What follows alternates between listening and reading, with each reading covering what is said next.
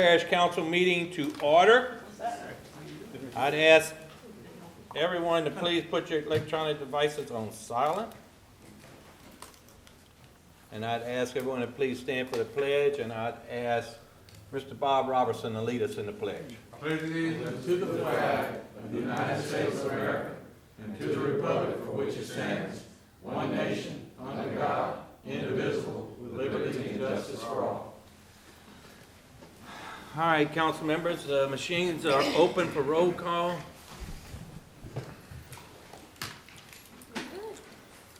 We have a quorum. I know that Miss Naomi Fair had contacted the clerk and said that she would not be in attendance tonight, and I'm sure Miss Gordon will be coming in a little bit. So we'll move on to item number 4. Approval of the minutes. Approval of the minutes for the November 14, 2019 meeting. We got a motion by Mr. Huggins, seconded by Mr. Elaine. Is there any questions? Any changes? Seeing none, the machine is open to vote for approval. Motion passes. Item number 5, consider any amendments to the agenda. We have 2 items. A resolution of the West Baton Rouge Parish Council asking the Office of Conservation and the Department of Natural Resources to inspect an oil and gas storage facility for safety reasons. And we have another item of Good Fusion Duo LLC, Landry's 190 connection located at 1822 Plantation Avenue, Port Allen, Louisiana 71767, requesting a Class A alcohol permit change of ownership. We can vote on these all at one time. It takes a unanimous vote to amend the agenda. So with that, I will open the machine to vote to amend the agenda. Motion passes. Item number 6, Parish President's Report, and I know Mr. Manola is going to handle that. Mr. Berthelot is out of town. He is sitting on the executive board for the state, and he had a meeting tonight that they had a special meeting that they had to attend to try and fill some vacancies that's on the executive board. So with that, Mr. Manola. Thank you, Mr. Chairman. Yeah, I think they had over a majority turnover in their executive board, so they have some new appointees they're trying to make there. So he apologizes again for not being here, but he asked me to read a letter that I put together for the council members, and I'll just read it. It's, Dear Council Member, as a lawmaking body of West Baton Rouge Parish, as a council, you are most appreciated for your significant contributions to the effective governance during your time in office. This has required a joint effort with administration, and I'm truly grateful for the support you have shown to help us further many projects of great importance. Working together presents a variety of ideas, and finding ways to come together often presents new challenges.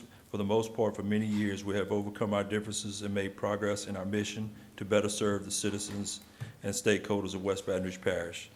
I and my staff send sincere wishes for you, for your continued health and happiness in the years ahead. And sincerely, Raleigh L. Berthelot, Jr., Parish President. So. Thank you very much. All right, we'll move on to item number 7, public comments. Anyone from the public would like to be heard? Anyone from the public? Seeing none, we'll move on to item number 8, communication with council members or elected or appointed officials. We have Mr. Burgoyne. Members of the council, will be the last time I'll be able to hand these to you, but these are the 2 reports I try to give you every month. One's on the general fund, that's the one with the blue in the front. And briefly, it just shows through 11 months. Revenues are at $12.3 million versus a little over $12 million last year. On our expenditures, our operating expenditures at $8.3 million, 7.7 last year. Budget-wise, we're at 78%, and last year we were at 78%. Overall expenditures, $10,897,000. Last year, $12,675,000. Percentage is 64 and 67. The last one is the top 10 funds, and I won't go through all the numbers, but you can look. We're at 96% on revenues this year, 95 last year, 87% on expenditures, and 85 last year. and I'll be glad to answer any questions you got on any of these reports. Now, or All right. call me later. Any questions to Philip? Seeing none, thank you, Philip, for the information. Any others in the audience?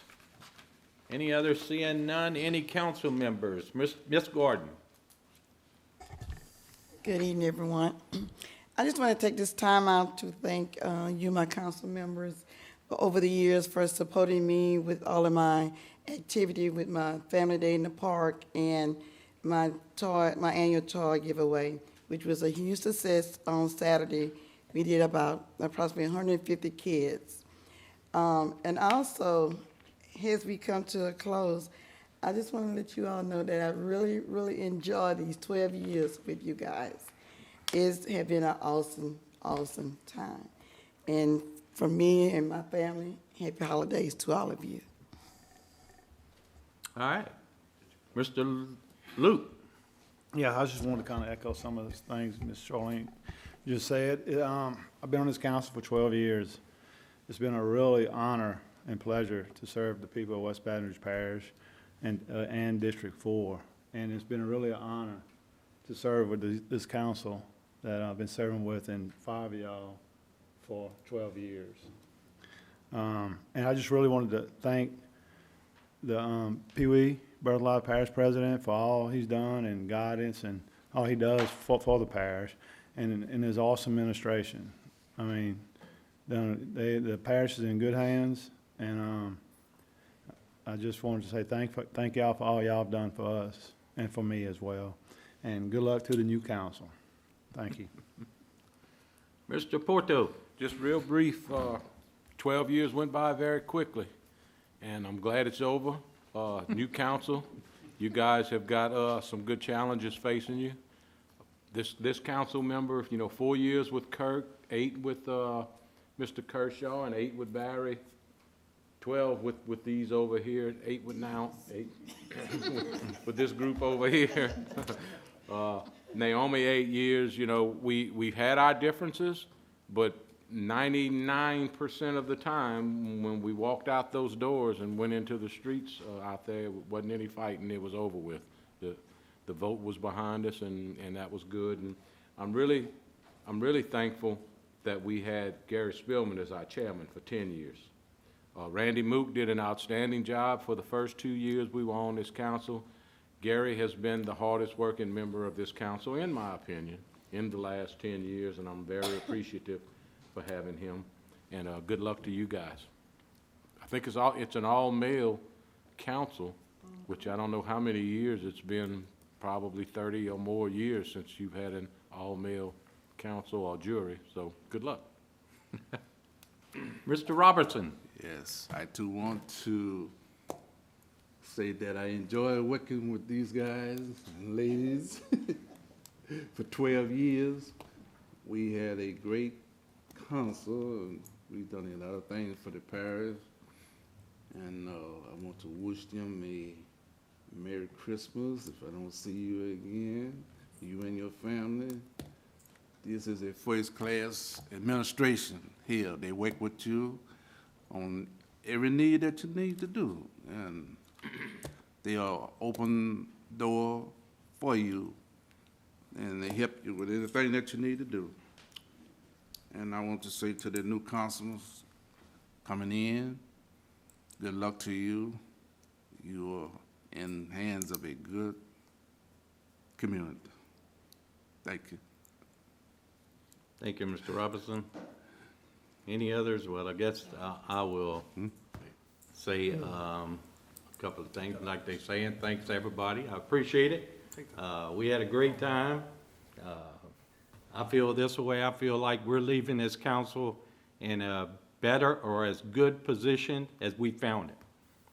So, with that, proud of that. I'm proud of what we've done here, bringing everything into the 21st century. Now you have computers in front of you, things like that. So we have moved this council. We've moved things forward. And I hope the new council, I hope that you do the same, and I know you will. One thing about it, if you need any help, or you need to answer any questions, I'll be more than happy to answer any phone call that you give to me, and I'll try to help you as much as I possibly can. To the administration, hey, we had some good times. We worked well together, you know, we didn't always agree, but we didn't put it out here in the public and get involved in the papers and do that. We kept it to ourselves, and we kept it behind closed doors.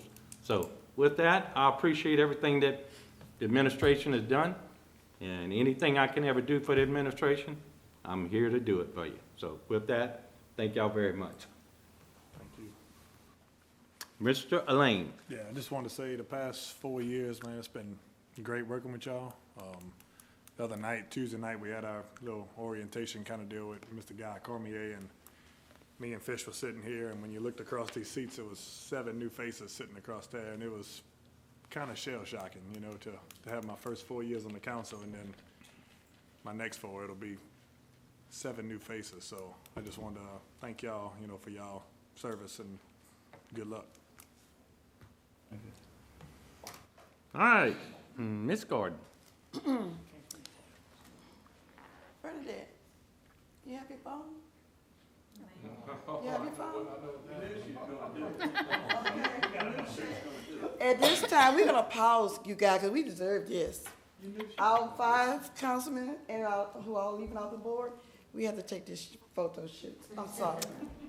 Let's go. We're gonna stand in the front. We are preparing this. Borrow a phone for you, Charlene. We all, You want all of us? yeah, then the last 5, then the last 5.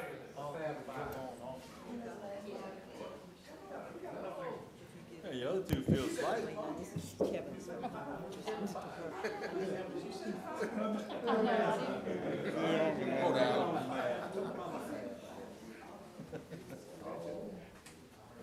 No, I'm not gonna say it. To all you people out in the audience and all you new council members, one thing about Ms. Gordon, anywhere you went, you had to take pictures of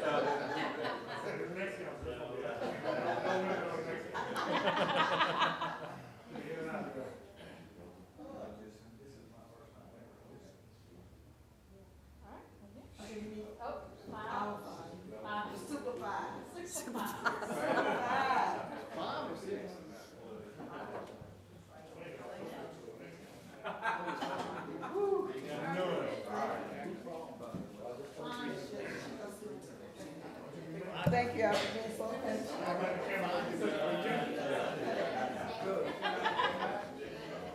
Y'all not gonna get off that. Did you get our picture? Oh, okay. I thought it was- All right, if all our council members that spoke, got anything else to say? We're gonna move on to item number 9. Consider canceling the January 9th, 2020 regular council meeting and reschedule fire board meeting. This was something that, it came up the way that the charter is written. The new council will not come in until the second meeting of the January, basically for the second meeting. So it would cause us, as the outgoing council, to run the first meeting of the year.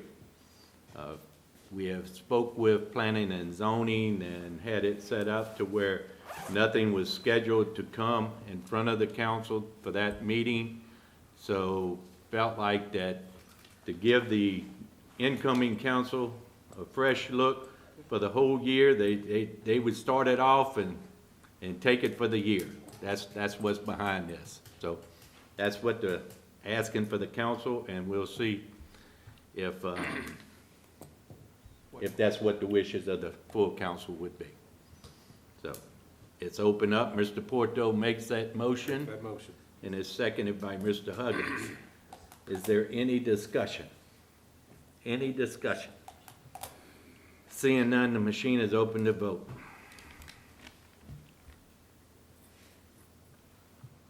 Motion passes.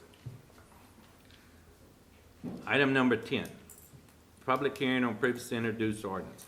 A, an ordinance adopting and operating budgets of revenues and expenditures for West Baton Rouge Parish Council for the fiscal year beginning January 1st, 2020 and ending December 31st, 2020. For the expenditure budget, including the Department of Utilities, I pass up. For the 2020 budget's capital road program, Fire Protection District Number 1, and 5-year capital expenditure budget, including the Department of Utilities, have been reviewed at the 2020 budget meetings of October 29, 2019, and October 30th, 2019. And before you say anything, Philip, I do want to let everyone know, I appreciate the new council for coming to these meetings. It was, y'all made it to these budget hearing meetings. You know what's going on with this budget, so I appreciate that. Go ahead, Mr. Phillip. Okay. Members of the council, you're going to see some extra sheets in front of you tonight. We met with Chairman Spillman and Mr. Porto this week and to discuss moving McLean Road up from 2022, I believe it was in the budget, to next year. And administration agrees 100% with that recommendation. So we added $500,000 in the budget that will be taken from the general fund balances. So you have those reciprocating sheets with tab numbers. So if you want to change it out in your books, we've got those sheets that you can do that. You're going to have one for the roads capital outlay budget, one for the general fund, and then the overall roads capital outlay budget. So you'll have those additional sheets. So we did amend the budget prior to adoption to add that in there with your approval tonight. And then also Anatol and the school board approached us at last minute.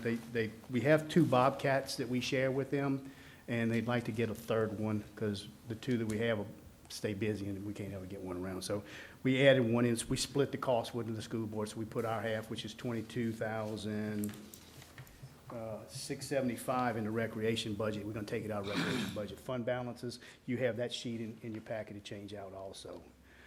So with that said, the overall budgets, and you have an updated recap sheet that has them all in here. Total budgets, all budgets combined, you're looking at 66 million, a little over 66 million in revenues and 72 million in expenditures. Of that 72 million, you're looking at about 18.8 million in capital outlay. So you're taking fund balance down, but you're taking it down with capital outlay projects, which is totally acceptable. General fund alone, you're looking at 13.6 in revenue and 17.5 in expenditures. A little over 5 million, about 5.8 million that's in capital outlay expenditures. One thing I have done for y'all, this is something new, and I'm gonna continue to do this. It's a separate general fund recap. Kind of gives you a little better snapshot of what's going on in the general fund. It's got a little pie chart at the bottom, and it'll take the total operating expenditure section, which is 11.5 million, and it breaks it down in percentages. And if you look, you got salaries is 31%, benefits 10, and operating services 59%, which is good. That's where you want to be in your budgets. But it gives you a little better, maybe understanding of the general fund on one sheet, so you can see, because there's a lot of moving parts in the general fund. With that said, I'll open it up for questions. Mr. Luke? I have, on the outlay, you said y'all put monies in, for, a road, additional Right, road? right. Did y'all move any roads out? No, You no, just added? we just added. Okay. Yep, That's what, I wasn't sure if you yep, said y'all no, moved. we just the road added out it in. or We not. moved it up from, Let me just say this. The thing is that they built a new school over there at the corner of McLean Road and Section Road. Yeah. New Cane View School. There was nothing looked into for this year's budget. I would have thought that it would have been, and we just overlooked it.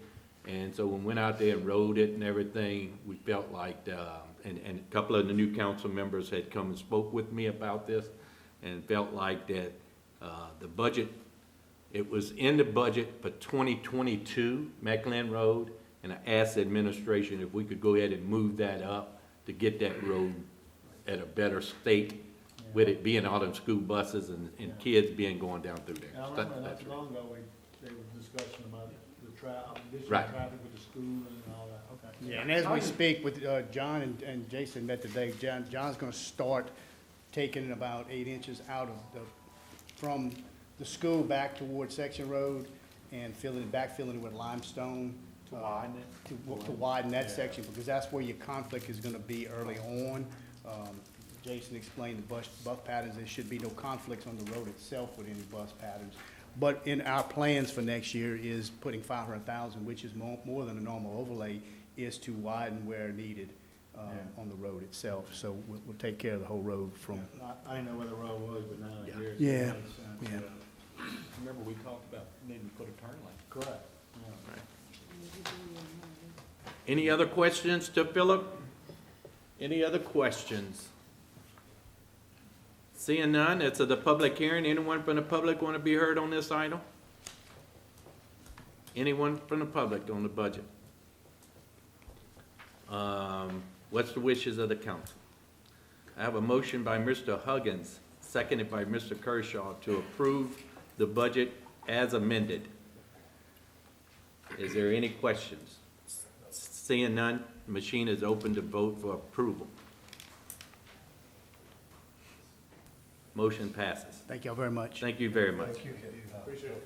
Item B, an ordinance to amend and reenact sections 86-25 natural gas meter deposits, Article 2, gas, 8660 monthly charges, and 8661 water meter deposit, Article 3, water of Chapter 86, utilities, Part 2, Code of Ordinances of the West Baton Rouge Parish Code of Ordinances to require the installation of utility smart meters and to provide for initial and recurring fees therefore. Good Ms. afternoon. Pam. How are y'all? We are coming to y'all with a rate increase on our water. It also has part to do with the smart meters included in there. That's just gonna be to let y'all know, we had already discussed at the budget that we wanna do the pilot program on the smart meters, just so we can see if they will be beneficial later on. And we just wanted to add it here, because if it is beneficial, we'd like for it to be that any new developments, new homes that don't have meters would, at that point, pay for the smart meters instead of a regular household meter. I'm open for any questions. I know I've talked to quite a few people of the old council and the new, but I'm open for any questions y'all may have, see if I can help answer anything. All right, yeah. I guess let me say a few things. Since we've had this and we've met with, so everyone understands, myself and Phil Porto had met with the administration and Ms. Pam to discuss some of the water rates, things like this. At the point in time, whenever this was sent to myself and this council, I made sure that this was sent to all new council members. So you received this information at the same exact time as this parish council received it. After we received it, I had contacted Pam and asked Pam to send me something to where I would understand what was the new rates compared to the old rates. And she put together some paperwork that was sent out to everyone to let you know exactly how it would affect residential, commercial, industrial for the next following years. Since that time, since we've gotten this information, I've gotten phone calls from new council members and got phone calls from existing council members discussing this, asking questions, and they're asking questions to me that I cannot answer. And I've had quite a few that has reached out, and we've had good conversations, and I'll be glad to go over some of those questions with y'all. So, you know, with that part of it, with it being asked all these questions, whenever we met with the administration, and Jason was in the meeting, and I expressed this to Pee Wee that, you know, it came to us at the last hour of us walking out of here. And I told y'all then that, you know, I didn't want it to look like that this was something that we were just doing, and we were doing it to the public, raising your rates and everything just while we're walking out, and it doesn't matter no more to us. Well, it does matter to me.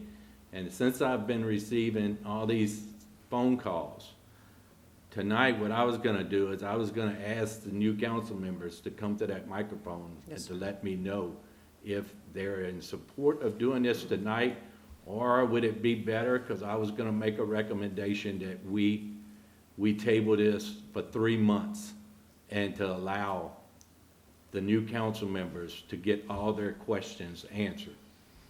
before this takes effect. I do not want the public to think that the old council came in here, done something, and then the new council members start saying, well, we wouldn't have done that. We wouldn't, I'm not gonna do that.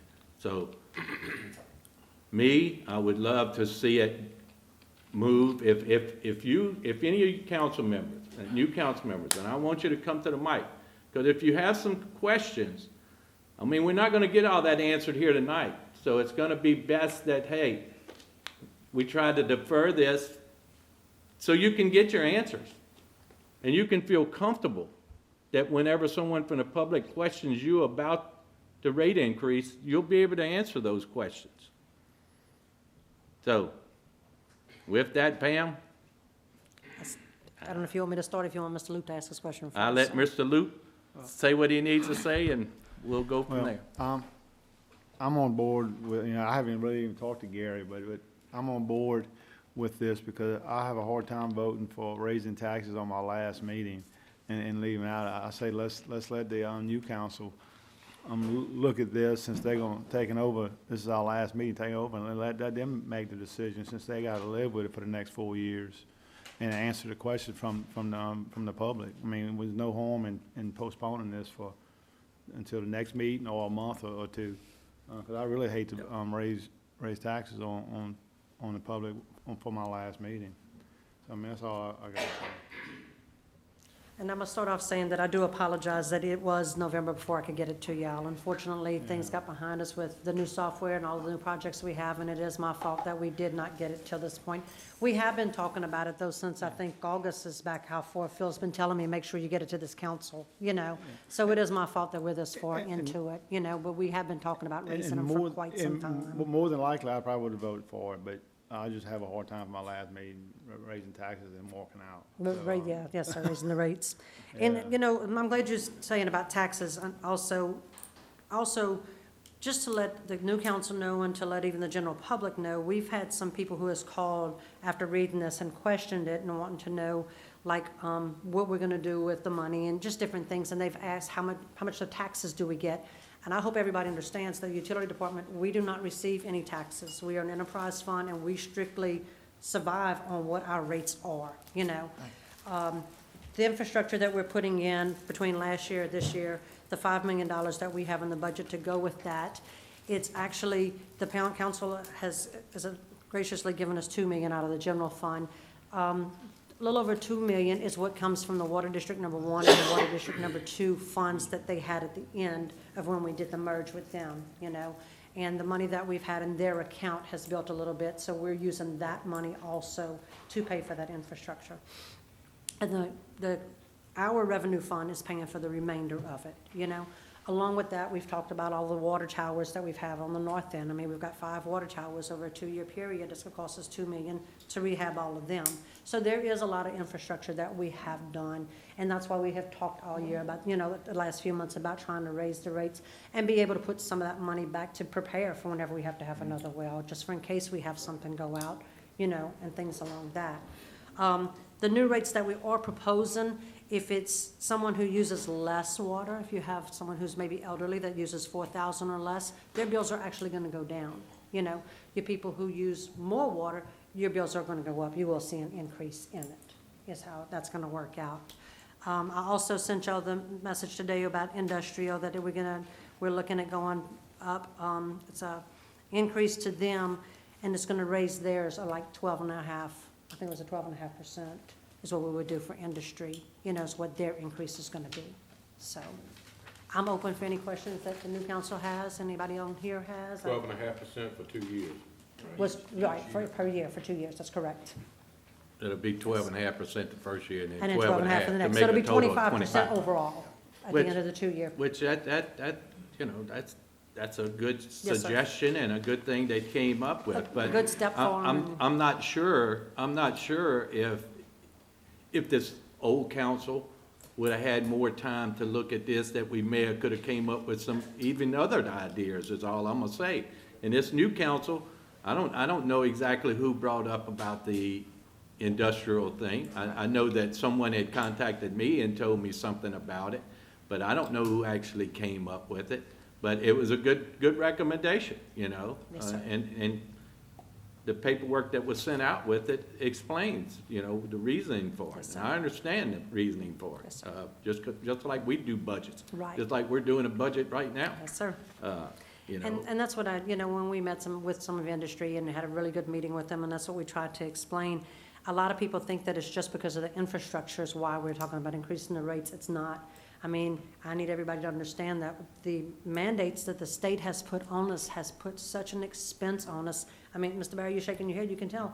You know, previously, our end of the line, chlorine residual had to be 0.2, now it's 0.5. Our chemicals have gone up tremendously. Those of y'all who are in budget hearings, y'all know, my budget on chemicals is up over $100,000 now, where just a few years ago, it wasn't like that, you know?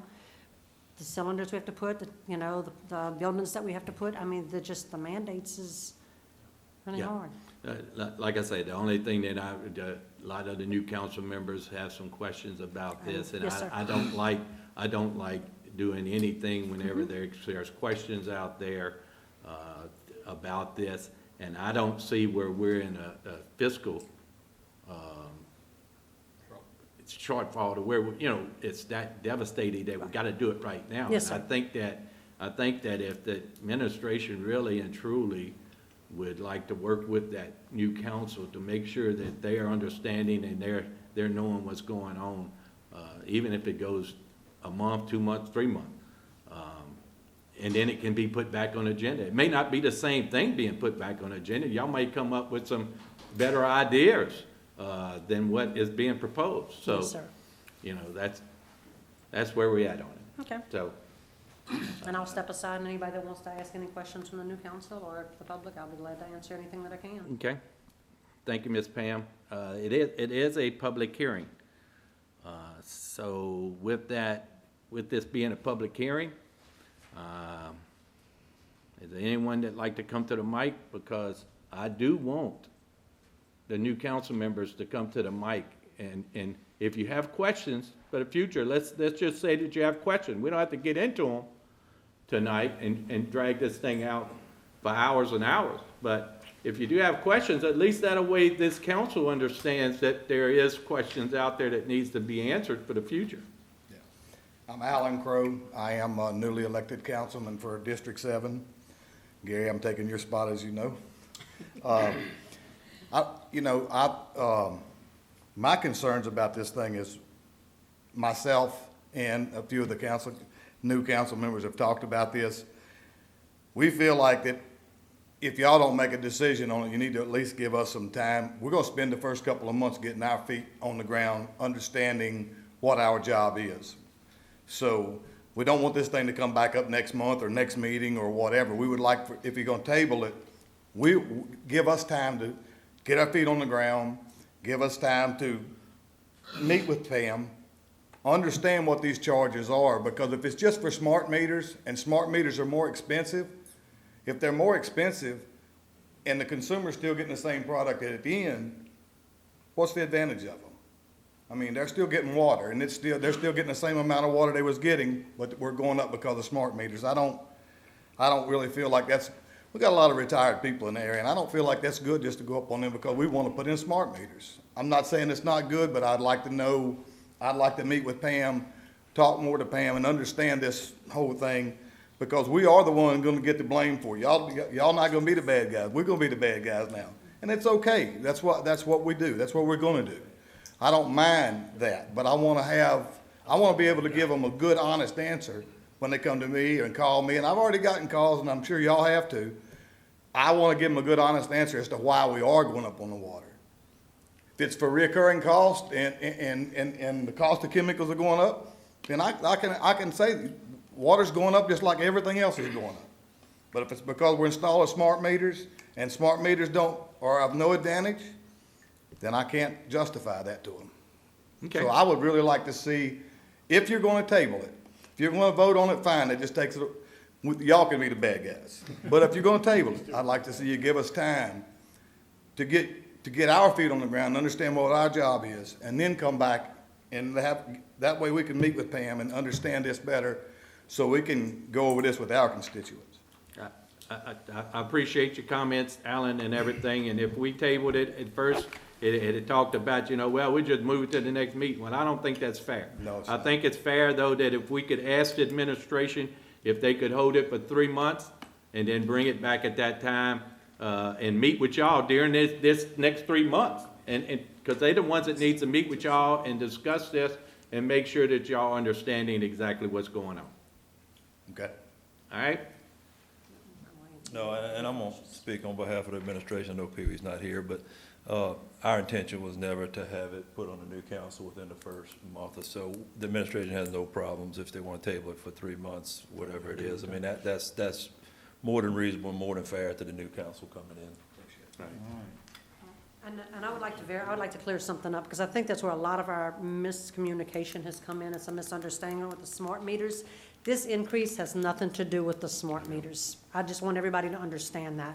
The smart meter part of this is saying that once the project is done, if we decide to go with smart meters, any new purchases of meters will be borne by the person who comes in and pays for it, will have to pay for a smart meter at that point.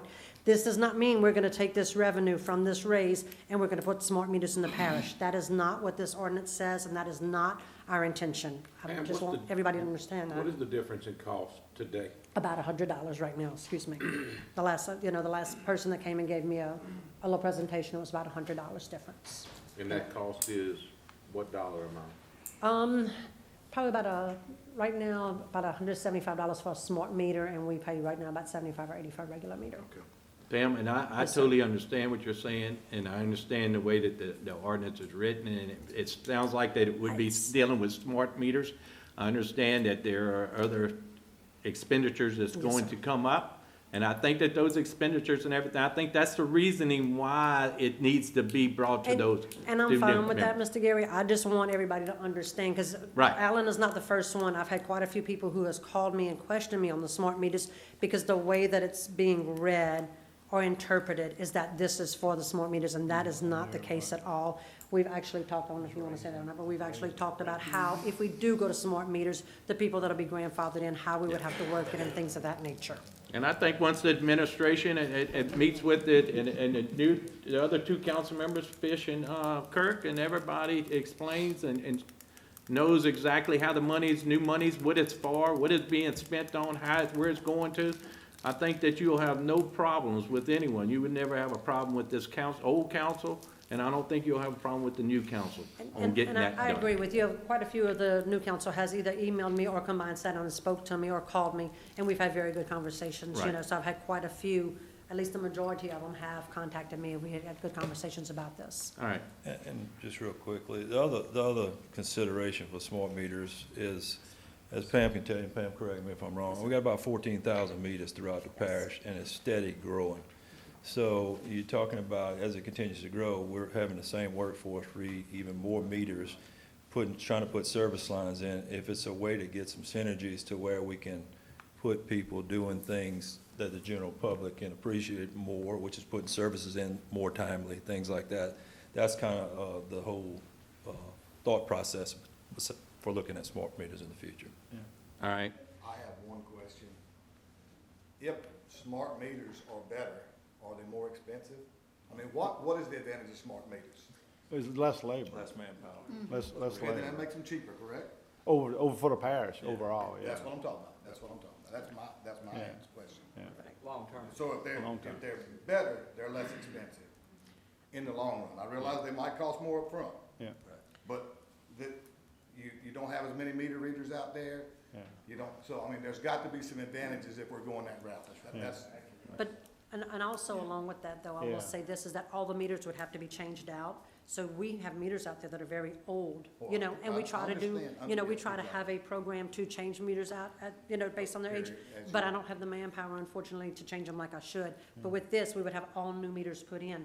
And everyone knows that when you have a water meter, it will slow down over time, So the new meters with the smart meters, actually, I'm trying to be honest with y'all, this is, so that's one of the things, it would be all new meters. But we're not only talking smart meters on the water, it would be on the gas also, because that's something that I've always told y'all. I don't feel it's correct for me to have a meter reader who walks over a water meter to go read a gas meter. If he's got to read the gas meter, then there's no sense in us putting that added expense in that water meter when he's got to step over it to go read the gas meter. So if we can't do both, personally, I mean, now, you know, later on when we do this program, someone may feel differently, whoever replaces me may feel differently and go to the council with it. I personally don't think that it's wise to put just water. Okay, all right, let me do this. Ricky Luke, I ju- what's I your just- motion? I just, well, I want to make a comment first. Go ahead. I just want to make a comment. I'm for the smart meters. I think this smart meter adding to this ordinance kind of clouded it up. You know, I think, you know, we talked about this in several meetings, you know, this was gonna be something that, all just new development, and then the parish was gonna probably absorb the older ones as they fail and put in. So, I mean, I think that's a good way, a good process and a good thing to do for the parish for future. But, you know, I just wanna say that because this is all about raising rates. That's right. And that's where I'm at, and as far as letting new council do it. So anyway, that's all I have to say. And my motion, with that said, my motion is to defer this vote To till. table? Table this ordinance till 3 months, so the new council can have time to. First meeting in April. For the administration to bring it back in 3 months. And the administration bring it back in 3 months, and then they can decide if they want to push it back further or not. We gotta put a date on it, yeah, for us to table or defer it, we need to have some sort of Yeah. meeting date. Okay, Since and we've the already the first meeting in advertised. April, I like to defer Okay. this, Got it, this ordinance change. got it, That's my motion. gotcha. All right, so we got a motion on the floor now. It's still a public hearing. Still a public hearing. Come to the mic. For those who don't know you, state your Yes, name. Kerry Denstall, and I'm the newly elected Councilman District 6, Mr. Porto's seat.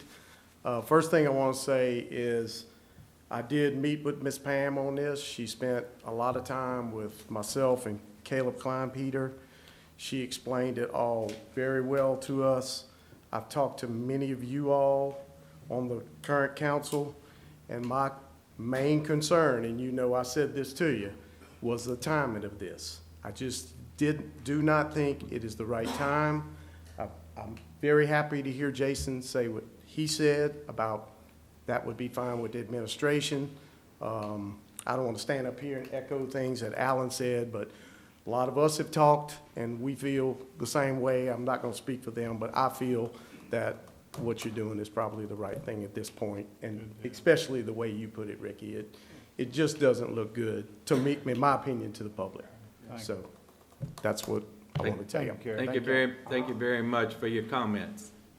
Is there any others from the public want to say anything? Are you okay with the motion that's being made? I see everybody shaking their heads, okay. So that's fine, and so now, Mr. Kershaw. Well, I gotta tell you, I'm a little disappointed. We haven't voted on this yet, but No. I have never known this council to avoid making a tough decision. My very first meeting that I was on the council, we had to make a decision, and we ended up getting sued and ended up losing a lawsuit. So even from the first time I got on the council 8 years ago, we have had tough decisions to make. Now, one of my questions I asked Ms. Pam was how long ago were these rates, the last time they were increased? And the answer is 11 years ago. So that tells me, not that the council so much, but overall, they have a mechanism where they can raise rates up to the CPI increase per year. That's correct. The council has not voted on an increase in 11 years. So when I looked at this, the proposed ordinance, I broke it up into two pieces, rates and the smart meters. I'm okay with pulling the smart meters out because I think that's a whole separate discussion.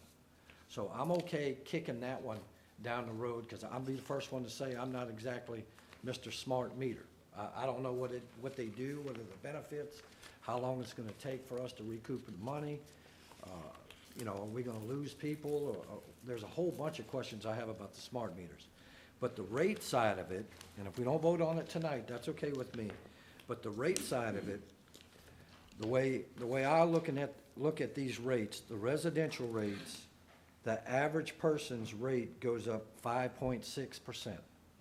If it's been 11 years, let's say 10 years, we're talking about raising somebody's rate 0.5% a year is what the council should have done, or could have done, let me say not should have done.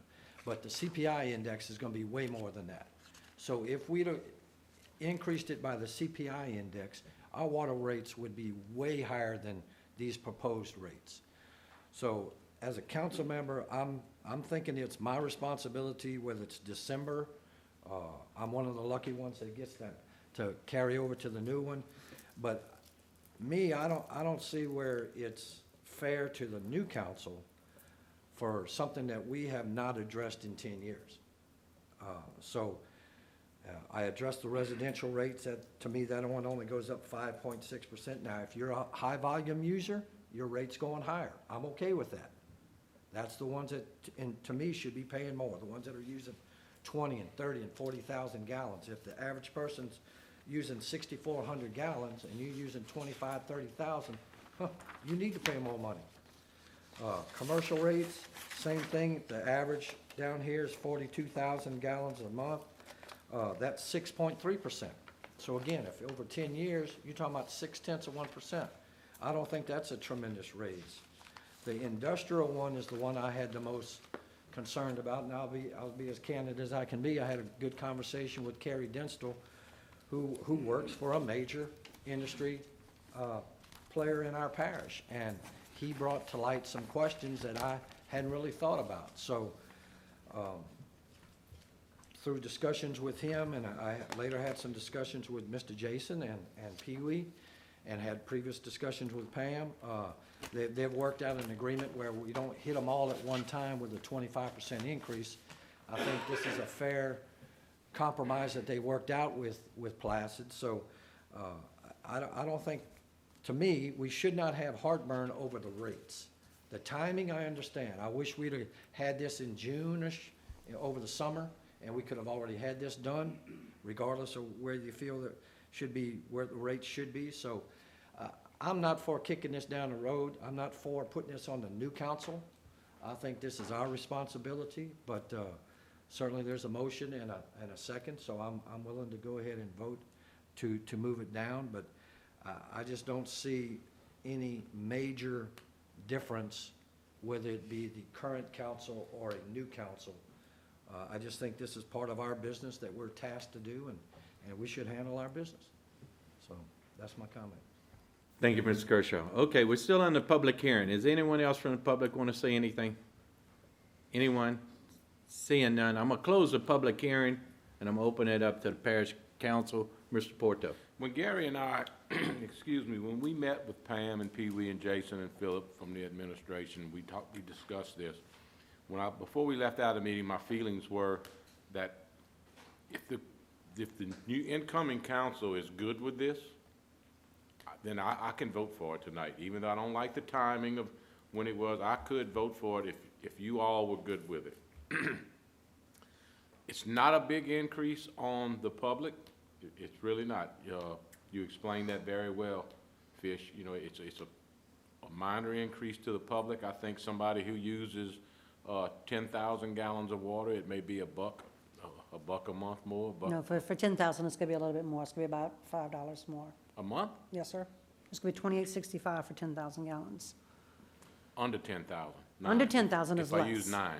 If you use 9, it's gonna be a little bit less than that, yes. It's not that big of an Right, it's not. increase, but. The more you use, the higher, up until 10,000. People who's 4,000 and below, will actually be a little less than what it used to be.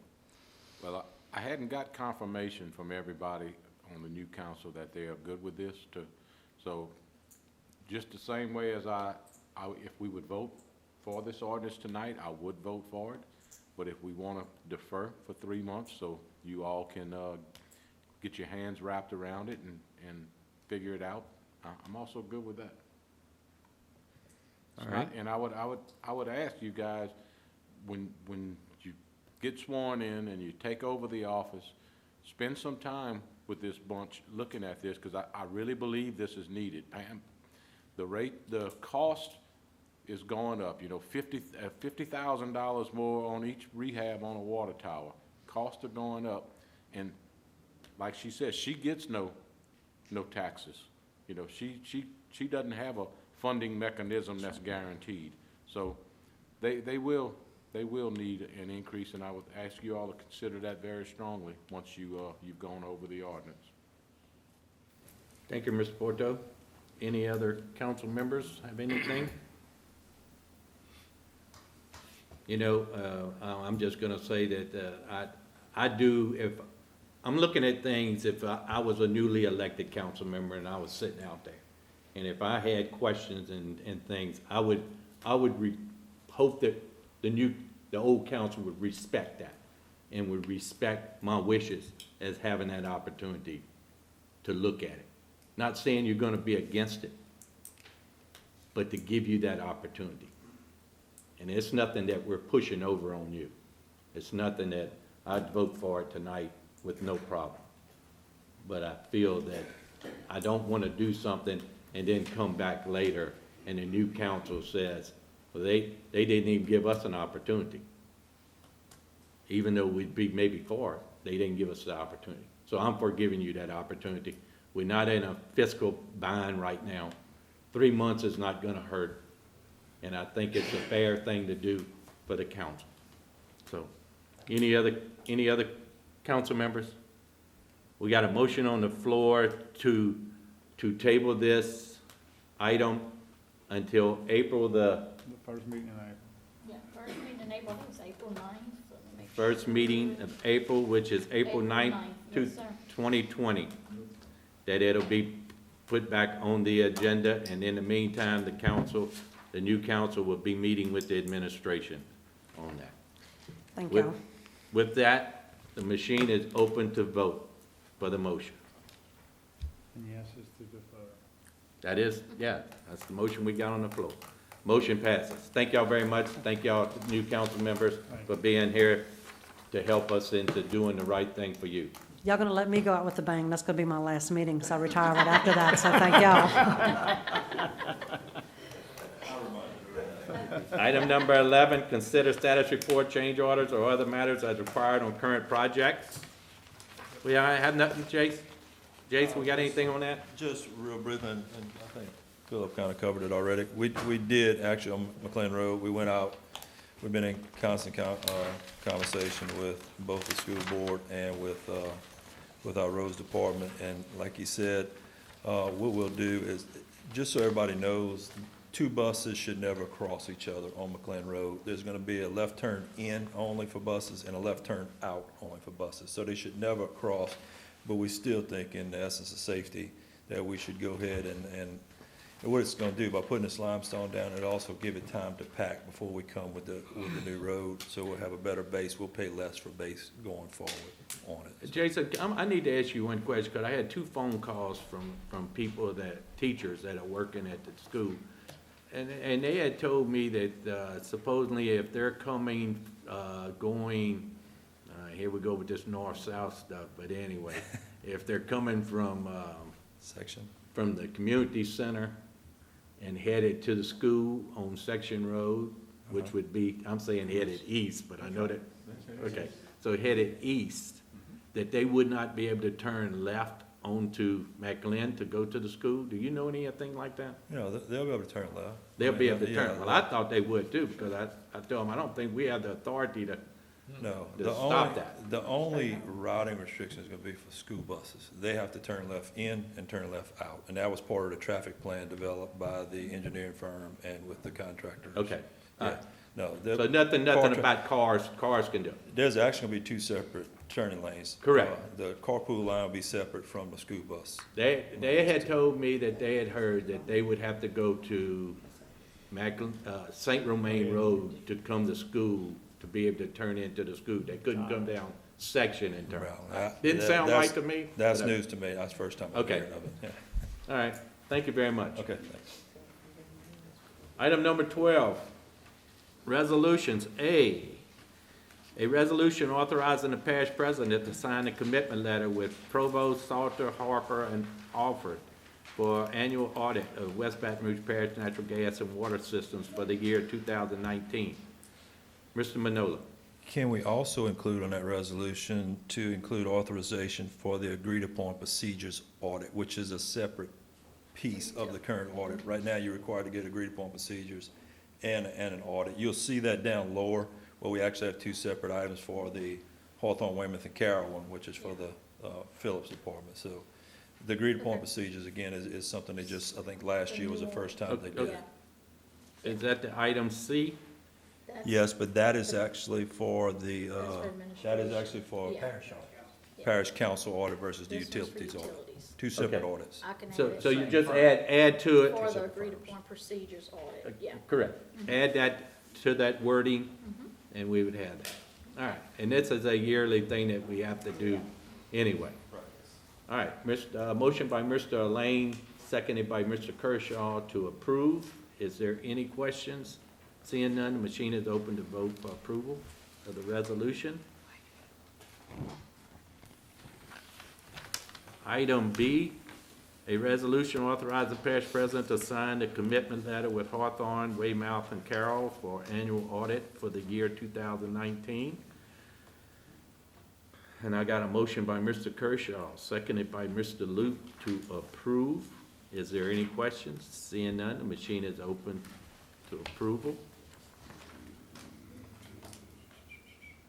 Motion passes. Item C, a resolution authorizing the parish president to sign commitment letter with Hawthorne, Weymouth, and Carroll LLP for the agreed-upon procedures audit for the year 2019.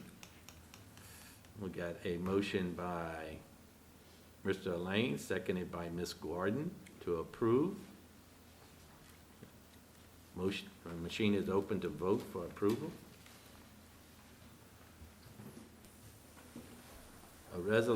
Item D, a resolution of the West Baton Rouge Parish Council to reserve for public supply any future increased water production from the Southern Hills Aquifer.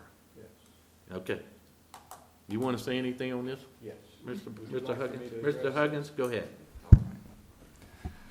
Thank you, Mr. Chairman. I brought this resolution at the request of some folks, especially after talking to Fish and talking to Kurt and Phil and some of the other folks on the council. As you know, I have served as West Baton Rouge's representative on the Capital Area Groundwater Conservation Commission for several years. And I made a presentation here to the council about the status of the Southern Hills Aquifer and some of the challenges that we have. And after that presentation, I had a lot of folks corner me and say, why are we allowing industry to pump any water out of our aquifer? And there are a lot of reasons for that. These are things, in some cases, have been going on since the 20s and 30s. But the first rule, I think, when you find yourself in a hole is put the shovel down. And so what we have discussed and what I'm proposing tonight is a resolution that asks the Groundwater Commission to put the shovel down for West Baton Rouge. While I've been on the Groundwater Commission, while I was chairman and then this last year, I have succeeded in getting the Groundwater Commission to agree that no future permits will be issued without a public hearing and a vote. In the past, permits were issued simply because somebody filled out an application. Well, if you're going to do that, then you're not really a regulatory body. You're just meeting 4 times a year and drinking coffee and patting each other on the back. But we've agreed that from now on, we're going to have a public hearing and we're going to actually make a decision on whether or not to grant permits and allow new wells into the aquifer. And at the same time, we have been, I was able to get the Groundwater Commission to contract with CIPRA and with the Water Institute to do a comprehensive study and develop a long-range management plan for the next 50-plus years for how we're going to manage the Southern Hills Aquifer.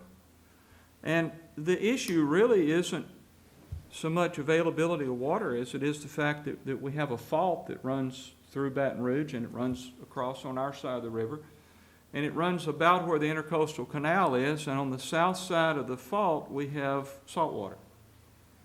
And the fault is a leaky membrane. If we pull the aquifer too hard, then we encourage salt water to come across the fault, and it will pollute and poison our drinking water source north of the fault. We're fighting that issue really hard in Baton Rouge. Baton Rouge Water has put in a scavenger well for the 1,500-foot sand. We just spent $400,000+ to put in a test well to see where to put a scavenger well for the 2,000-foot sand just south of the interstate. So we have the same issue here in West Baton Rouge. We just got through drilling a well by the Mook Center. We were very fortunate that we hit good water, but it was something of a gamble that we built it there. So all we're asking is that we would like to see future production out of this aquifer reserved for public supply, and I'm gonna make a motion that we adopt this resolution, but I'm gonna ask that we include, and I've got copies of this for everybody if you'd like, but just before the paragraph that says be it further resolved, I'm gonna ask that we include a statement that says this issue will be revisited if and when a long-range management plan has been put in place for the Southern Hills Aquifer, including a valid groundwater availability model so that it can be assured that any new wells will have no adverse effect on the sustainability of the aquifer and the quantity and quality of water available to public supply. Now, we're in the process of doing that on the Groundwater Commission. I think we're making progress, but we're probably 3 years away from having this in place. And once we get the management plan in place, and once all of the data has been generated and the computer models have been put into place where we can plug in the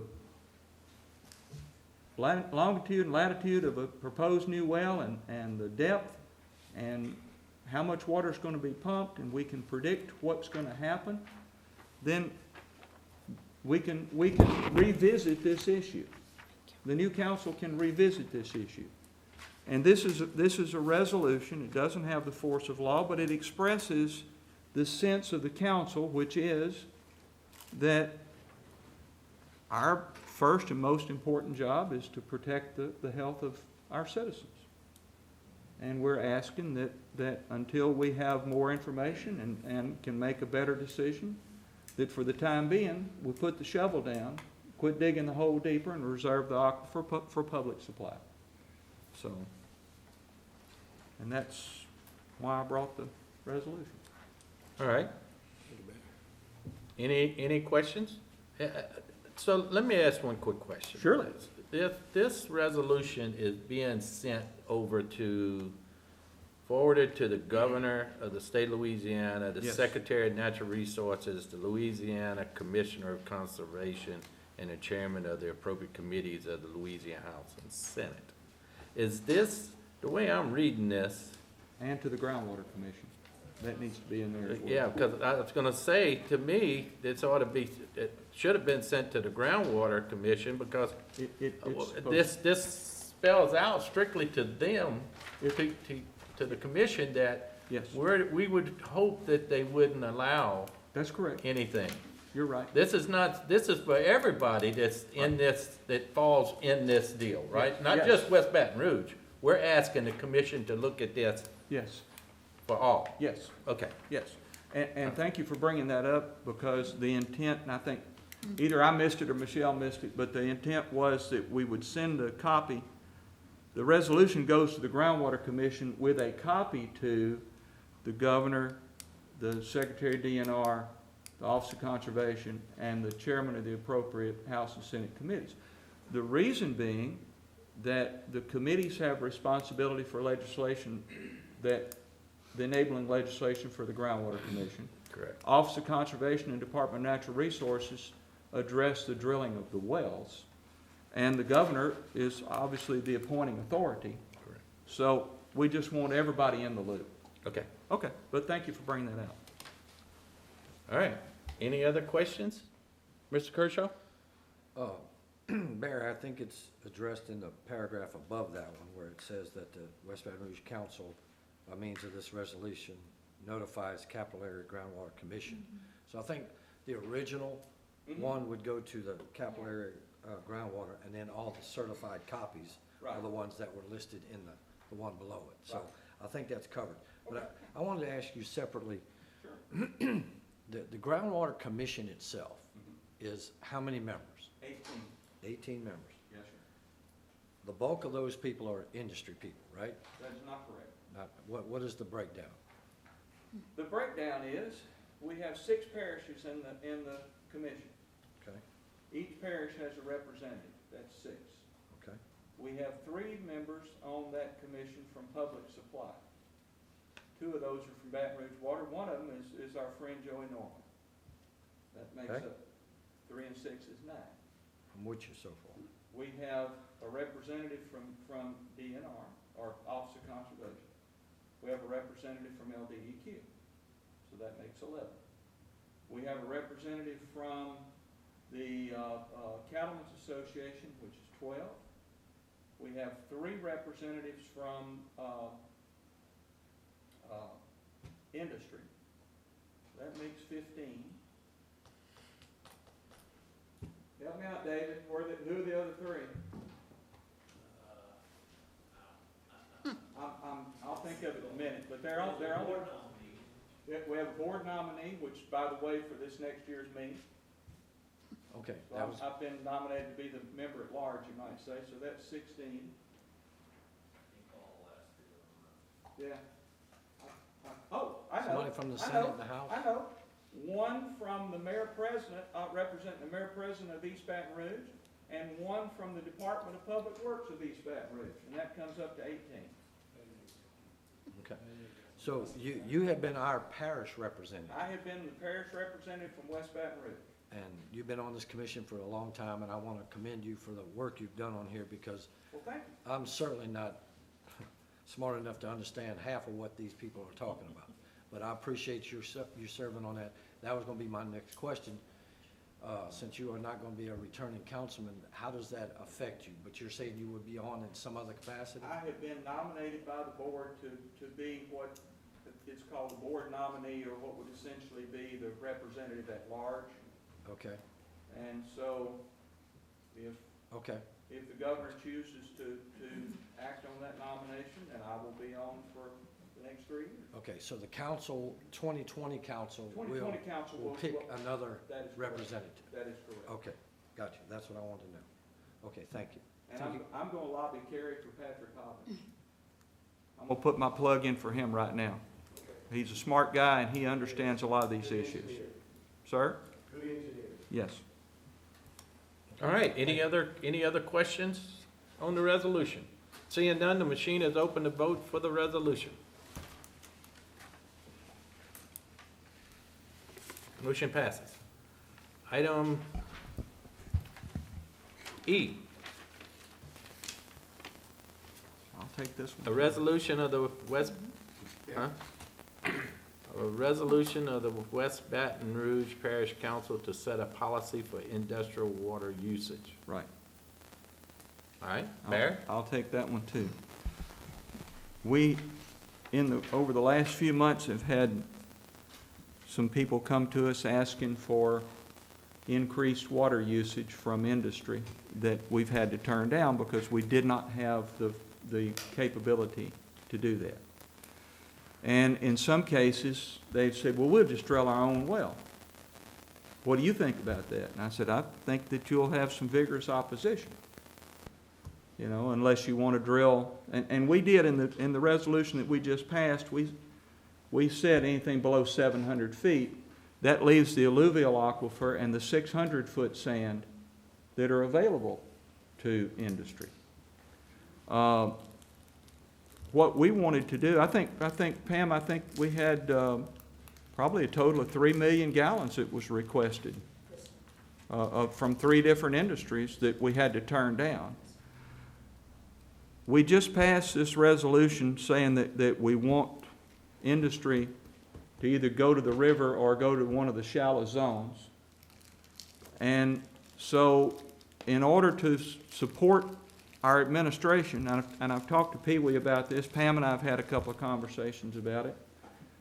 In order to support our resolution, support our administration, we thought we might pass a resolution saying that if you're going to use over 100,000 gallons of water, we had to pick a number. Fish and I came up with 100,000 gallons. 100,000 gallons a day of water that you'd have to get council approval. And basically, this is to support the administration to say that, you know, our resources are limited, but it leaves the new council the opportunity if Pepsi-Cola decided that, hey, we're going to move the bottling plant out of New Orleans, we found a place in West Baton Rouge and we'd like to put the Pepsi bottling plant here. And it's something that we'd like to have, well, the new council can vote to allow that. That's machinery is in this resolution. But we felt like, as you all know, we've had situations where folks, we can't read people's minds, so we don't know whether they've done this on purpose or not. They've come to us and said, oh, I've got this situation, and please go ahead and change this zoning, or give us this, or give us a special use permit, or do this or that, because we didn't know, and we've already spent all of our money, and blah, blah, blah, so we've been here asking for forgiveness, because, you know, did they do it on purpose? I don't know. We can't read minds. But we felt like the fair thing to do was put the public on notice that this is our policy. And now, nobody can say they didn't know. And we're doing this proposing this in an effort to be transparent about what we can and can't do and what our expectations are. So, All right. Sounds good. Mr. Porto, I made a motion to approve. we got a motion by Mr. Porto, seconded by Mr. Lane to approve.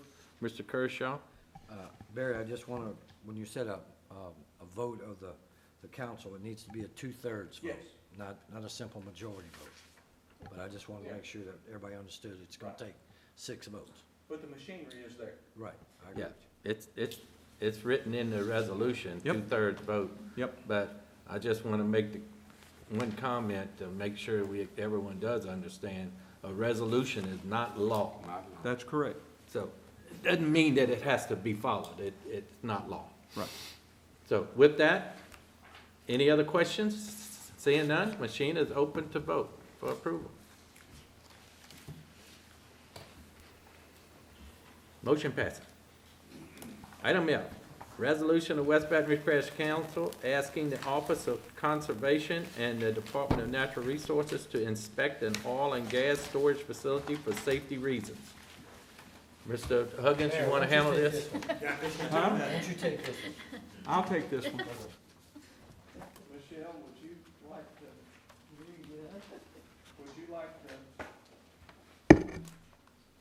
project those, or if you can, or if anybody wants to see them?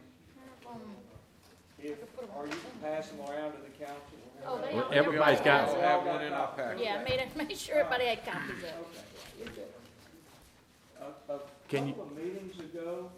Kevin, You want to put them up here? here. While he's talking, if you can, A couple of meetings ago, we did a rezoning on a piece of property at Crocodile. And while he was here requesting the rezoning, Larry Johnson brought up the issue of the terrible condition of this oil storage facility. And we committed at that time to pass a resolution asking Office of Conservation to inspect this facility and do what they could to upgrade it. or require these people to do some maintenance. What we're doing here tonight is basically simply keeping our word. If we promised the man we'd do it.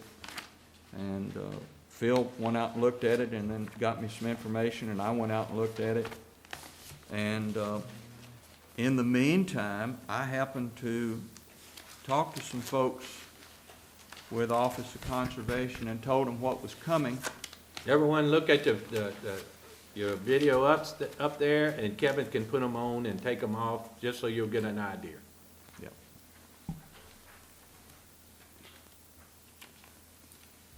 Go ahead, Barry. As you can see, if you're thinking about going in the paint business, you won't make it selling anything to these folks.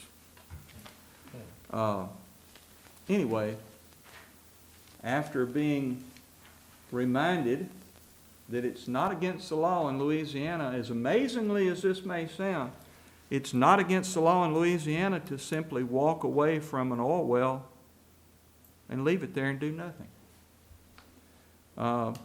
That's called an orphaned well, and they don't want to do anything to generate any more orphaned wells than we already have. Office of Conservation did agree to go and do an inspection, and which they did this past Tuesday, and I told them we're still going to pass the resolution because their first inspection shouldn't be their last one, and they found some items that they want corrected, and they have issued a compliance order to the production company, but the compliance order doesn't address every concern that we had, and so I would ask you to please go ahead and pass the resolution, simply because there are things that need to be dealt with that aren't on the compliance order, and because we gave Larry our word, and it's important that we keep our word. So. All right, thank you, Kevin. So everyone out in the audience got to see what that looks like. Very terrible looking. The only thing that I would ask, Barry, if possible, if we could maybe send all the landowners in that area a copy of this resolution, if it's passed. I'm good with it. Kevin, can we do that? I'm sorry, I didn't hear that. I'd like to see if we could send a copy of this resolution, if it's passed, to all the landowners in that area. We can work with Ms. Michelle on that. Yeah. Okay? Any other questions? Seeing none, machine is open to vote for approval.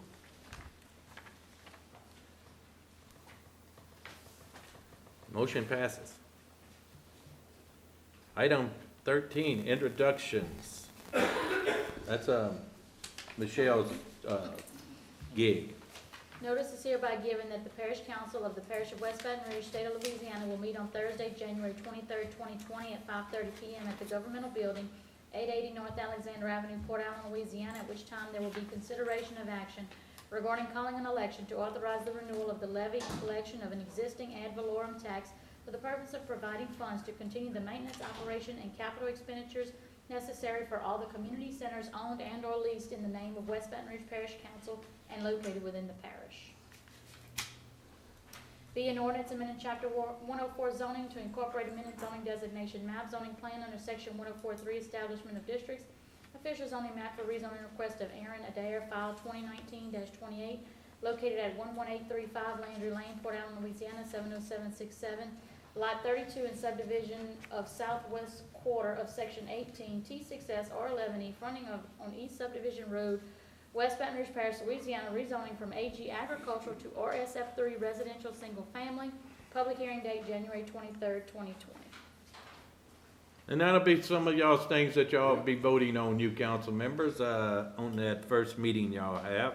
So you may want to make sure that you have that to where you know what's coming up.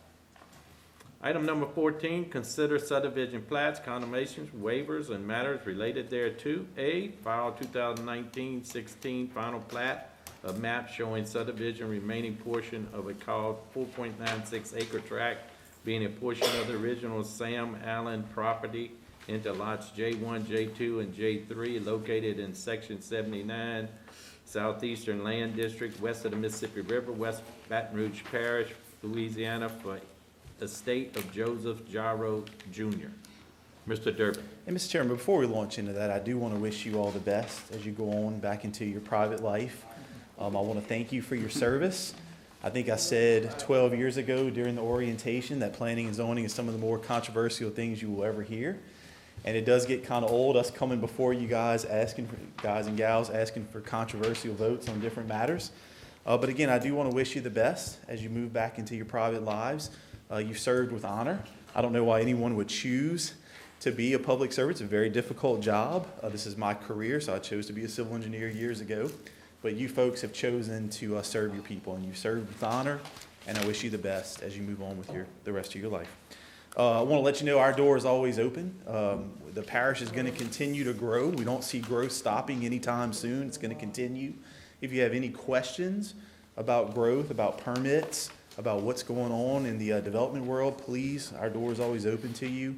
And we want your input. You know, you're going back into the world as a citizen, and we want your input as a citizen as to how we should grow and grow smartly. So our door is always open. Thank you very much. Mr. Chairman, back to this item. This is a pretty simple subdivision. They are asking for a waiver. It did come before the Planning and Zoning Commission last week, and they did recommend it for approval unanimously. Mr. Woody Trish is here to represent the applicant. I'll be happy to answer any questions. All right, this is a public hearing. Anyone from the public want to be heard on this item? Is there anyone from the public want to be heard on the item? Mr. Woody, you want to wait, or you want to wait? Okay. Anyone from the public? Seeing none, I'm gonna close the public hearing, open it up to the parish council. And I have a few questions.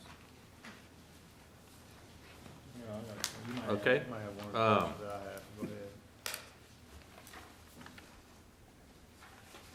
One of the questions, well, here's the thing.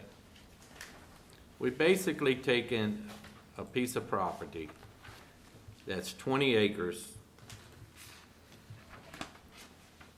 by what's written on the plat and what's on this drawing from the assessor's map. And we're taking 3 lots and dividing them up. One of them in 0.8 acres, one of them 1.5 acres, one of them 2.2 acres. And they don't meet the requirements of the ordinance that we have on the books of being agricultural property. I'm just trying to find out legally if we could even give a waiver for something like this. Because if you're asking for a waiver, basically, this is going way above the law. I mean, the law says 4 acres is the minimum, and we're fixing to do something that don't even come close to the law. It meets the law with the way it is as one piece of property. But when you divide it into 3 pieces, it would have been much easier for it to be a RSF 3 like other people have come to this council and been done. So with that, go ahead, Kevin. I'll attempt to answer that. You know, Section 111-116 of the Parish Code does give you all the authority to grant waivers on lot sizes. There's a 20% threshold. Anything above that 20% requires a supermajority vote. So this would be that, 2/3. But yeah, I mean, the percentages being asked, just to talk about sheer numbers, I think range from about a 40% waiver all the way up to about an 80% waiver. But again, the law allows you to consider that. As long as there's a supermajority vote in favor of that. And that's Section 111-116. Okay. Mr. Kershaw. Thank you, Mr. Chairman. This is a unique situation, and if you would zoom out a little bit, Michelle, please. This piece of property is, I'm trying to be nice when I say this, it is cut, and the back half is almost, I'm gonna call it greatly devalued. I don't wanna say worthless, but the portion that is south of the railroad tracks, the railroad tracks cuts this piece of property into valuable, which is right there on Choctaw Road, and the other I don't know how much that is, 18 acres or whatever it is south of that is very, very unique. You can tell by the shape of it, if you zoom out just a little bit more, it looks like a Pac-Man. I mean, it is a crooked piece of property with another base coming down. But the part up there, and the reason I think the lot sizes are so small, Gary, is that we're only looking at the part that's above the railroad tracks, but south of Choctaw. And there are 3 different housing units on there, and that's what they're trying to do, is cut a piece of property from someone who owned it altogether to give it to their heirs. And Woody, am I stating that right? There's 3 heirs? There are 3 heirs left. Yes. Okay. And the letter of the law, Mr. Chairman, you're absolutely correct. It is 4 acres, but with the shape of this property, and to me, the people are giving us, the council, a chance to go through our methods, because really, if this is a piece of property that could have been going through probate, and this could be set up through a judge, and a judge can chop this thing up however he wants to. And what I think they're trying to do is give our council a chance to vote on it. Everything around here is ag. Everything around here, there's a development, a very nice development to the west of this, which is Hunters Point. All that is ag. That they got $300,000 and $400,000 houses in there. So this is on the way back to past the golf course. That's the golf course right there on the right. But this is on the way back to Marley Marina. So the 3 property owners here are really just trying to, for, I guess, land purposes where they can either sell their piece of land or put a mortgage on their piece of land. That's why they're trying to chop up these 3. The bulk of the acreage is south of the railroad tracks. There's really no benefit to put that. They could probably draw these lines down and get your acreage, but it really doesn't mean anything. Yeah. What they're concerned about is the part that's on Choctaw Road, so. And I have no problems with the dividing of the property. I had no problems with that. My only concern is it staying ag when it could be just OSF 3. And it'd be no problem, no issues with it. Right. I don't have a problem with dividing the property. My problem is as far as the zoning part of it, I guess my Gary, issue. may I say something, please? Yeah. This particular piece of property here that my client wants to re-subdivide into 3 lots. Right now, the property to the east of it belongs to Sinclair. It's ag. There's a little 106 by 162 foot lot right in the middle that still belongs to the original owners, right there. That's ag. There's a lot on the west side, a little triangle piece at the road, to the west, the other way. Come down, right there. That's ag. And I understand that y'all 4-acre rule, and as far as the RSF 3, the intent was, well, if you were gonna have a residential area, you didn't wanna have horses, cows, goats, chickens, and all that around it. Well, if I gotta have this rezoned to RSF 3, these other 3 pieces of property can put anything they want on it.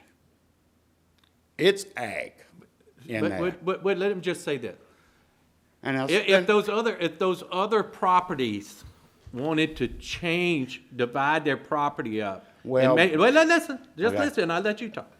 And they want to divide the property to make it smaller than 4 acres.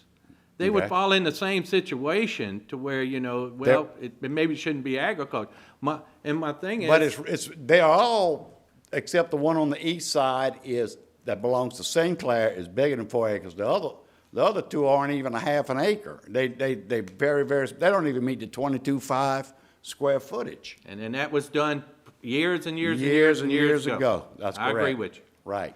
And just saying that, I know the middle piece in the middle that belongs to the original heirs, they cannot even sell this property now because of the deaths and the successions. There never been no probates on it, and there's a ton of owners that own this property, so they really can't sell it. I was talking to one of the owners the other day about selling it, and she said, no, we can't sell it. We tried selling it, and it's all in probate or tied up in, estate.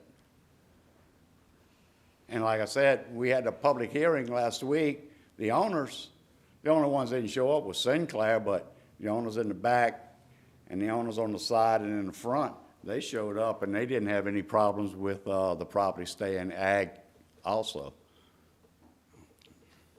So, Like I said, my only concern is that it's going totally against the law. But I mean, I don't have a problem with dividing. I would have loved it to been divided, and y'all would have said, okay, listen, we're just dividing this and we're just making it RSF 3. That would have been great. I'd have said, hey, we don't even have to talk about it. You don't even have to come. that's right. You know? I understand that. But these people have horses but and they I have have- cows and they have this, and they just wanted to keep their way of life the same as always. I totally understand that. You can't do a whole bunch of horses and everything on 1 acre or a half acre, a piece of property Yeah, when you but got, they have when you got a they have house on it. yeah, but they have Okay, the- they have the let's 20 understand acres. that Yeah, I real quick. understand That's not saying that. I don't know if they got horses running around here right now on this side, or if they got the horses running on the other side of the track in the other piece of the property. I don't know. I'm just trying to bring this out I understand. to where, because the new council is gonna deal with it. So all this is gonna do is just set a precedence, because, hey, I live all by agriculture where I'm at. I got some property over there too, and hey, if I could divide it up into smaller lots than 4 acres, that'd be great for me. These councilors here, so hey, I'm willing to listen. I understand. All right, Mr. Huggins. Mr. Chairman, I want to say that I'm going to support this because it is already agricultural, and I was part of the group that came up with the ordinance that changed it to 4 acres. And our intent was not to tell people what they couldn't do with their property as far as having a goat or a pig or well, maybe not a pig, but a horse or a cow. But the complaint that we were trying to address was people that were wanting to put something like some sort of commercial processing facility around people's houses. And I'm going to support this because I don't want to let good be the enemy, perfection be the enemy of good. And I got to thinking about something that my good friend Mr. Kershaw said. You know, I'm going to really miss playing verbal volleyball with you. Well, you know, I got better things to do than that. But you know, I've spiked the ball over the net on you a time or two, and you have on me. But I think I got you more than me. But just to show you that I do pay attention to what you said, you made a comment here about agridential. And I'm going to encourage the new council to look at that. Our idea wasn't so that somebody couldn't have a horse or a cow or something. Our idea was to try to keep somebody from having something commercial in the middle of a bunch of people's houses. So maybe the new council ought to look at a zoning. We got this estate development thing that nobody wants to use. So maybe we ought to replace it with agridential, rural, something, to try to compromise to maintain some sort of rural quality of life, and yet recognize the fact that it's becoming more habitation than sugarcane or soybean fields. But for this, looking forward to the new council perhaps addressing that, I don't have a problem with supporting this, because I think, you know, maybe we went a little too far. I don't know. I mean, we tried to do the best we could, and you know, maybe we went a little too far. I mean, it's a really sad person that can't admit that they never made a mistake, and so I'm going to say maybe we went a little too far. So, All right, Mr. Lane? Barry, talking about a new council with the ordinance and stuff, I think we're really gonna look into something like this, because something like this does give me a lot of heartburn, because, you know, we're taking 5 acres and dividing it into small agricultural lots when I know there's other pieces of property that are really big and trying to make into other agricultural lots that we can't. And you know, it's just, to me, it's crazy, some of the zoning stuff we have, that I think we need to, the new council, we really need to get together and put a lot of stuff out there and try to figure some things out. But I will support it, but I for different reasons than putting these 3 lots in agriculture, I have a lot of heartburn over this, so. Mr. Porto? I was part of that group that Barry talked about that rewrote that ordinance, and one of the big reasons we rewrote that ordinance was in the northern end of the parish, somebody developed a subdivision with 1 acre lots. Well, That was all agriculture. Can I just say one thing real Sure. quick?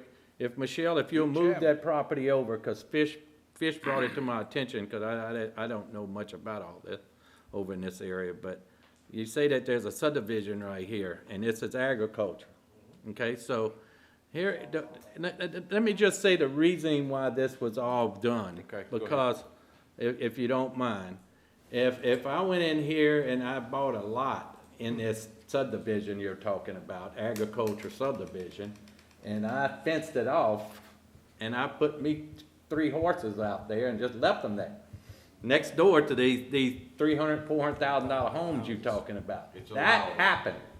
That happened somewhere. That happened. And that was the only reason, and maybe it needs to be tweaked, the 4 acre thing. Maybe it ought to spell out for a recognized subdivision, not subdivision of property, but a recognized subdivision, something like that. Maybe that's where mistake was made, you know, but that was the intent of trying to correct some of that issue, that you didn't have a subdivision with people building $300,000 homes or whatever, and somebody buys a lot in there, and they say, well, I don't really want to build right now. Or they buy 2 lots and I'm build not- on Yeah, one I'm not, and I put don't, I cows don't and really cows. want to build, but I tell you what, I'd like to have my horses out there.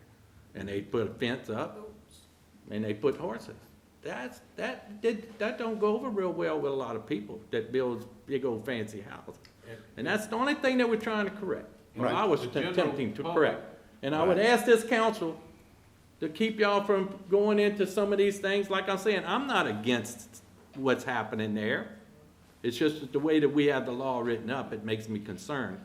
But correct that, new council, correct it. I appreciate it if y'all would correct that, to where the Woody Trishas and them wouldn't have to go through. I'm not gonna be sitting here, but maybe one of y'all would be like me and start questioning that kind of stuff, but, you know, you wouldn't have to question it. You could get through it without any questioning.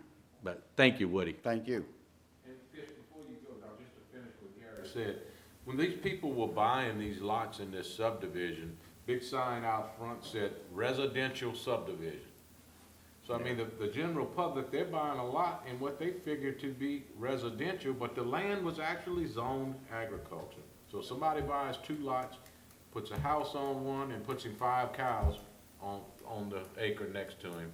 That's where all this work started to try to fix that problem. Maybe we created another one trying to fix these unintended consequences. You'll find that happens a lot when you're trying to solve one problem, but I'm good with this. Mr. Kershaw, I'm sorry. Again, I just want to boil down to what we're talking about tonight. This piece of property is a uniquely shaped piece of property. There's probably not another piece of property in the parish that would fit this same situation as what happened. You can build your ordinance book to the sky. You cannot possibly take every possible thing that can happen.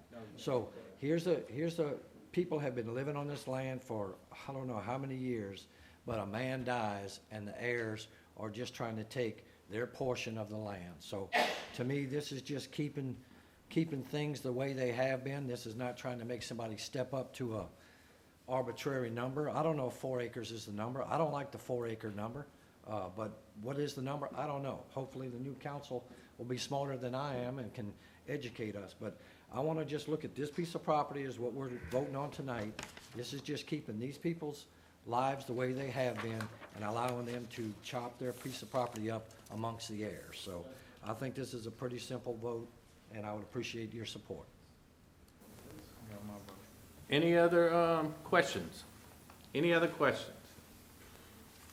All right. Machine is open to vote.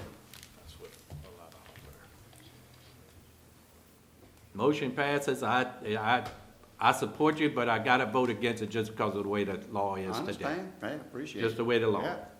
All right. Thank you very much. We'll Thank move you. on to the next Appreciate item. Next item will be B, public hearing on proposed telecommunications tower at 5075 Country Club Road, Brewley, 707 West Baton Rouge parcel. This is gonna be Kevin Durbin. Yes, sir. Mr. Chairman, about 2 or 3 months ago, we received an application for a new cell tower at the site of the golf course, not very far from that piece of property y'all were just looking at. A new cell tower does require a public hearing in front of you guys. We started going through the application process. In the middle of reviewing the paperwork, it was brought to our attention there's a property line dispute. That is a big red flag whenever we're trying to issue a permit on a project. So we have suspended our review of that application. I don't know if anybody's here to speak on this application tonight. You certainly can open it up to any public comments. If not, we'll come back to you at a later time once they resolve the property line dispute. I would ask that we defer action on this. Make a motion to defer it to. I gotta make a Till when? motion Till motion to defer Yeah. action. Yeah, Mr. Arlene had asked to when. We have not gotten any response from the applicant. I did tell the applicant Okay, we were spending our so, review. They so haven't. why don't you defer action for a month? Is anybody here to speak No. for or against? No. Can we make a deferred action until administration decides to bring it back up? Well, I mean, cause see, I didn't know that you had to bring these to public hearing now. I'm glad they do. Because one question that I would be asking is if there's any residential in the area or if there's a street where in case this tower would ever fall, it hits on a house, or if it falls across the street, now you done blocked the street. Those things I would be asking if I sat up here. But let's defer action. Well, do we have to have a date? Like a set date? No? We had this on here as a placeholder in case all the pieces fell into place. We would have been ready to come to you and pieces did not fall into You can place. say a month, and, I Yeah. mean, we can go Till till. whenever y'all bring it. Yeah, I would defer it indefinitely until we hear back from Yeah, you her. can table it indefinitely, and you may never. We'll bring it back to you at the appropriate time. So we have a motion by Mr. Loop, seconded by Mr. Lane to defer action on this telecommunication tower until further notice. Sound good? Any questions? Seeing none, machine is open to vote for approval. Motion passes. Item C, ratify condemnation order of derelict structure located at 3353 Randall Gate Street, Brewley, Louisiana. Mr. Danny. Mr. Chairman, Council, we have a very small, I'll say small lot, 0.2 acre lot on Randall Gate Street, which is near the service road. As a matter of fact, it's the second piece of property from the service road. We have 3 structures on this 2/10 of an acre lot. What you're looking at now is probably the best of the 3, which has been abandoned for a year or so. And the other 2 structures are even worse than this one.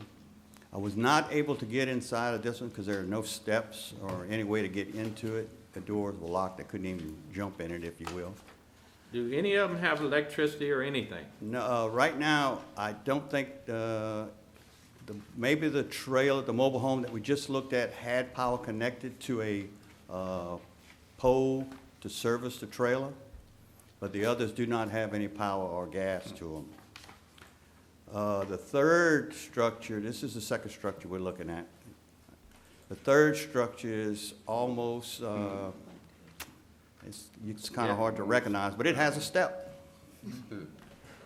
I don't think it's livable. So I am acquaintance of this family, and I've been working with them, and they have plans to condemn and remove all 3. And we just need to have you know, the condemnation by the parish to seal the deal, if you will. There's a good dish on the floor in that picture. Yeah, I think so. All right. There are Well, 20 heirs to this property, and they working through a succession, so. Do we have anyone from the public on this items? Seeing none, I got a motion by Mr. Lane, seconded by Mr. Kershaw, to approve the condemnation of all three structures. Is there any question? Seeing none, machine is open to vote. And they will, if it passes, Mr. Danny will send all the paperwork out to start that process. Thank you. Thank you very much, Mr. Danny. Appreciate it. Sorry to wait so long. Item number 15, alcohol permit, Good Fusion, Landry's 190 Connection, located at 1822 Plantation Avenue, Port Allen, Louisiana, requesting a Class A alcohol permit, a change of ownership. This is what's currently known as the Sugar Patch. Oh, yeah. Yeah, they're basically, they have new owners that are gonna be taking it over and running it, and this is just a change of ownership, change of name. Hey, Mr. Porto makes a motion for the alcohol permit 100%. Mr. Elaine, 100%. Mr. Elaine seconds. The steaks are real good there on Thursday night, so some of you folks ought to stop in and try them out sometime. So we have a motion and it's been seconded to approve. The machine is open for approval. Matter of fact, from here on, I'll be able to make every Thursday night. Every Thursday. Phil, can you deliver some steaks up here? Out of 16, West Baton Rouge Convention and Visitor Bureau Board, current members are Mr. Adrian Jean and Miss Sandra Hughes, terms expired 12/31/2019. And I think that we have recommendations for those same people Yes, sir. we to should. continue on. Is there any other nominations? Do you have this up for a vote? Mr. Kershaw makes a motion that those two go back onto the board. Ms. Gordon seconds. Machine's open to vote for approval. Motion passes. I will let you know that I sit on that board as from the council. I have expressed to them that I will probably attend the January meeting. That'll give the new council opportunity. I think Michelle's gonna have that on the list for someone to be appointed to that board in my place. I will be stepping down so someone from the new council can serve on that board and to oversee those funds. With that, hey, I appreciate we got more. Wait, I got all kind of back there. things back here. West Baton Rouge Library Board, consider recommendation of Miss Laurie Morrow to fill vacancy from resignation of Miss Gina Lemoyne. To fill out the term of, Oh, yeah, that's not right. it's gonna be longer than 2019? Yeah, yeah. 2020? Okay, so she'll fill the term 12/31/2020. Is there any other nominations? Ms. Gordon makes a motion to approve, seconded by Mr. Luke. Seeing that, the machine is open to vote. Ms. Laurie Morrow, you are now on the library board. And seeing that, I don't see any other things except a correspondence report. Our correspondence is only that we do have a planning and zoning commission meeting on Tuesday, January 21st at 5:30. And our next parish council meeting, since we've canceled your last meeting, will be January 23rd at 5:30 p.m. with the new council. Hey, and to everyone, I hope everyone has a Merry Christmas. Bring in the new year right. And I hope to see you around. Old council, remember, you're still a council member until in January. So if something comes up, we have to have a I special have meeting. ordered that I cannot do anything. You will be contacted. They said I can't do nothing. If there's a special meeting, you will be contacted. You have to attend. They told me don't do nothing. Oh, thank you, appreciate it.